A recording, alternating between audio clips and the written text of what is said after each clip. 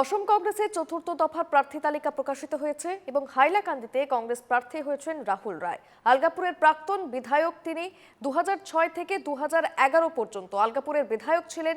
প্রাক্তন মন্ত্রী গৌতম রায়ের ছেলে রাহুল। অন্যদিকে একই আসনে বিজেপি থেকে লড়ছেন মিলন দাস। এবারের নির্বাচনে একেবারে হাড্ডাহাড্ডি লড়াই হবে এমনটাই কিন্তু মনে করছে রাজনৈতিক মহল। ইতিমধ্যেই সেই তালিকা প্রকাশিত হয়েছে। চতুর্থ প্রার্থী তালিকা প্রকাশ করেছে অসম কংগ্রেস এবং সেখানেই কিন্তু কংগ্রেস প্রার্থী করা হয়েছে হাইলাকান্দিতে রাহুল রায়কে। প্রতিনিধি অমিতাভ শর্মা রয়েছে আমার সঙ্গে ফোন লাইনে। অমিতাভ, একেবারে চতুর্থ প্রার্থী তালিকা ঘোষণা হলো এবং সেখানে রাহুল রায়, যিনি আলগাপুরের প্রাক্তন বিধায়ক, তাকে হাইলাকান্দিতে কংগ্রেসের প্রার্থী হিসেবে তার নাম রয়েছে তালিকাতে। কতটা ভরসা করছে দল? দেখো প্রিয়াঙ্কা, বলতে গেলে এখানে রাহুল রায়ের জন্য দ্বিতীয় ইনিংস চলছে।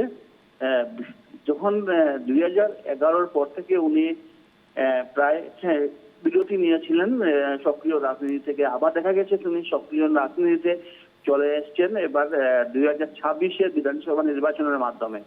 দেখা গেছে যে ডিলিমিটেশনের পর যেটা হাইলাকান্দি আসন যেটা আছে, সেই আসনটিতে এখন বর্তমানে প্রায় 2,20,000 ভোটার রয়েছে এবং এই 2 লক্ষ ভোটারের মধ্যে প্রায় 75,000 ভোটার হিন্দু ভোটাররা বেশি রয়েছেন। যেখানে এই সিটে যেহেতু হিন্দু ভোটার বেশি রয়েছেন, সেই সাপেক্ষে দেখা গেছে গেরুয়া শিবির এই 121 তথা হাইলাকান্দি আসনের জন্য একটা এই সিটটা জয় করা একদম সহজ ছিল এবং সবাই ভাবছিল যে এই হাইলাকান্দি আসনে যেটা সিট রয়েছে সেই সিটটা অনায়াসে গেরুয়ার দিকে শিবিরের দিকে যাবে। কিন্তু শেষ মুহূর্তে দেখা গেছে কংগ্রেস তাদের ট্রাম্প কার্ড খেললো।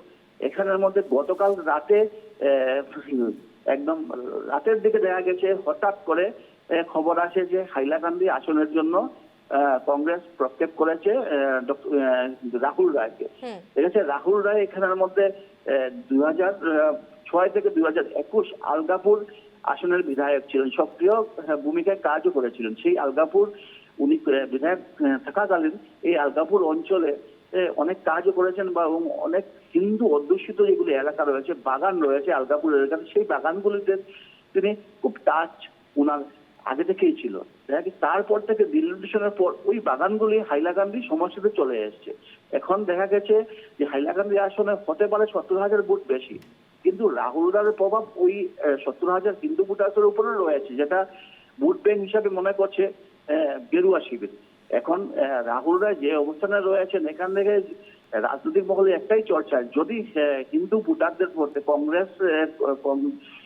কংগ্রেস যে প্রক্ষোভিত পার্টি রাহুল রায় হিন্দু ভোটারদের মধ্যে 3,000 ভোট যদি সংগ্রহ করতে পারে, তাহলে রাহুল রায়ের জয় একদম মানে সচ্ছল হয়ে যাবে বা একদম সহজ হয়ে যাবে বলে মনে করছেন হাইলাকান্দির রাজনীতির।